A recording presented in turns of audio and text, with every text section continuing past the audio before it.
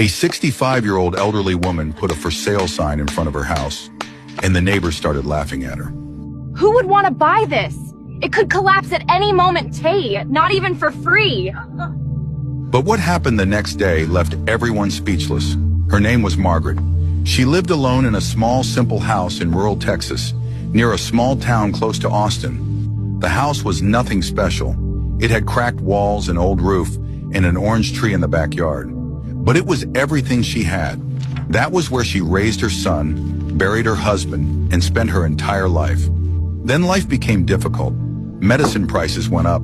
Her retirement wasn't enough for anything, and she could no longer handle everything on her own. She thought that if she sold the house, she could move to a smaller place, closer to the hospital. That night, she sat in the rocking chair and picked up an old photograph. It was her and her husband. She looked up at the sky and said, "Forgive me, my love. I can't take care of it anymore." The next morning, Margaret was in the backyard when she heard a car horn. There was a nice car parked in front of the house. A man in a suit stepped out and knocked on the gate. He asked if she was Margaret and if the house was still for sale. With a trembling voice, she said yes, but explained that it was a simple house with no luxury at all. He said luxury didn't matter.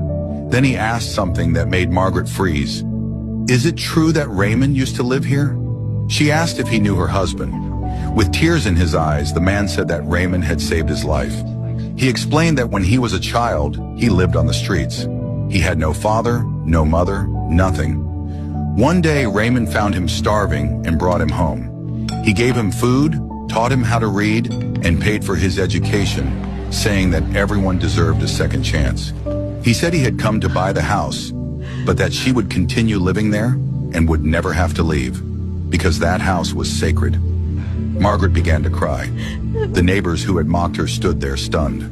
The man's name was Carlos, and he was one of the richest men in the state, but his greatest wealth was not money. The following week, he had the entire house renovated. But he didn't touch the orange tree, the rocking chair, or the photos on the wall.